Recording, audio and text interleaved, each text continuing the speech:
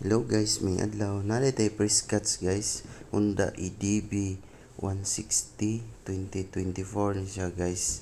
White pero 2023 model ni guys. Low mileage ni siya guys.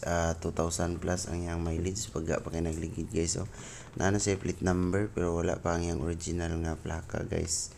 Pero wala pa man sa kaabot, wala man ni problema guys. Kaya naman ni siya authorization sa improvised plate niya. Original ang papers ani guys, registered, open deed of sale, two valid IDs with signature na guys, with notaryo na niyang ihang deed of sale guys, niya ready to transfer na ni kung kinsay makapalit guys. Basin na ade mo di ay customer ma-recommend, i-chat lang mi guys or PM sa mo ang messenger.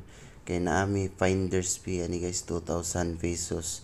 Depende sa ato ang halin guys, depende sa inyong buyer kung pila yung palit.